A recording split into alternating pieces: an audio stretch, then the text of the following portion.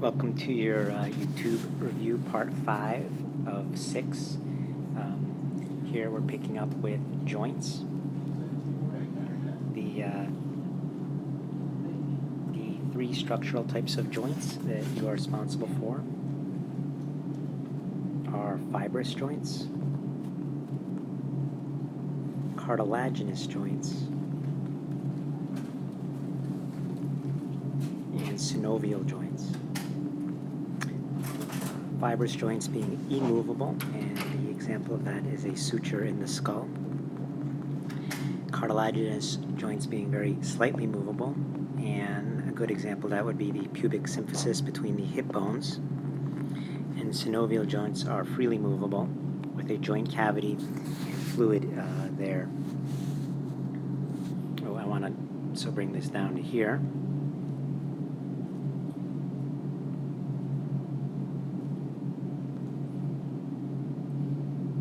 Your different types of synovial joints would be your gliding, pivot, hinge, condyloid, saddle, and ball and socket. These are in order of mobility, gliding being the most limited, ball and socket being the most flexible. The example of a gliding joint is an intercarpal joint, which is a carpal joint in your wrist, the rolling marbles. Example of a pivot joint is between cervical vertebra 1 and cervical vertebra 2, what I call sometimes the no bones. A hinge joint, your elbow and your knee. Movement in one plane only, flexion and extension. Condyloid and saddle are more mobile. Condyloid, radiocarpal in the wrist. I'll put RC between the radius and the carpals. Again, you can wag your hand in different planes, biaxial, and the thumb joint, which is similarly mobile. Ball and socket in the hip and the shoulder. Recall that the shoulder is slightly more flexible than the hip due to the more shallow socket and the looser ligaments.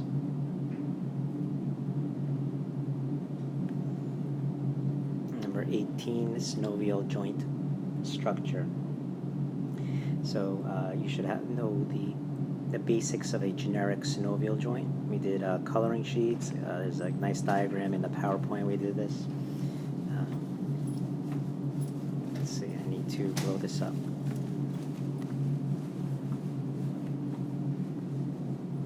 So in between the two bones, well, let's start this. We have a pad of articular cartilage.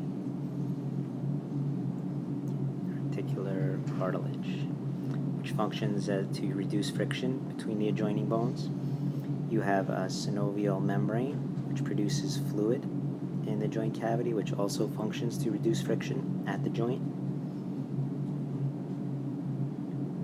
You have a capsule, which is somewhat of a continuation of the periosteum, which acts as a glove holding the joint down. And again, connecting bone to bone on the outside, you have ligaments, which support the joint and limit and control movement.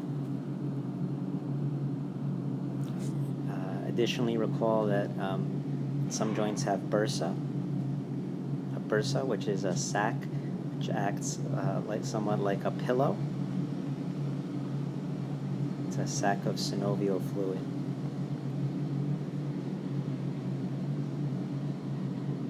Which further reduces friction at complicated joints like your elbow or your knee. Oh, the note on arthritis, again, discussed this when we were doing this in class, but we should recall that arthritis is due to a reduction in the cartilage. It's due to a breakdown of the articular cartilage. Cartilage, which leads to all the symptoms of arthritis. I have a highlighter here somewhere. Oh, there you go, articular cartilage.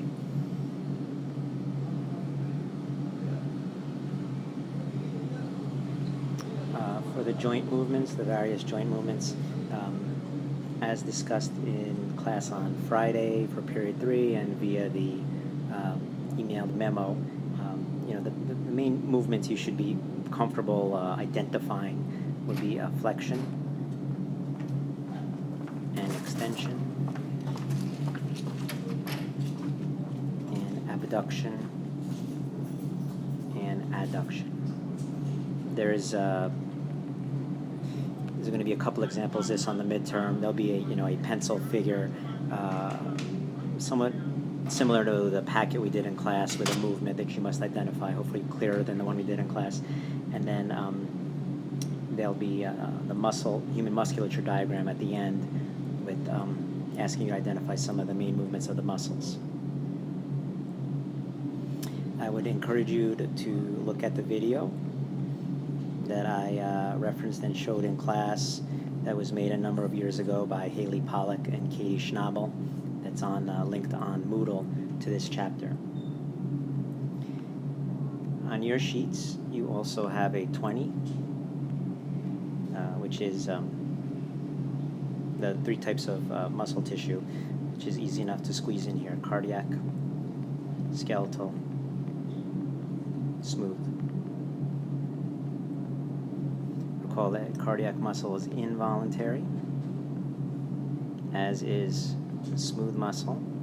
Skeletal muscle is the only one of these 3 that is voluntary or under your conscious control. Both cardiac and skeletal muscle under a microscope are characterized by striations, are repeating thick and thin filaments. Smooth muscle has no striations. That's why it's called smooth. Smooth muscle, skeletal muscle, biceps, triceps, etc. Cardiac muscle is obviously the heart. Smooth muscle would be found in your blood vessels, like your arteries, in your bladder, in your digestive tract, like your stomach or your esophagus.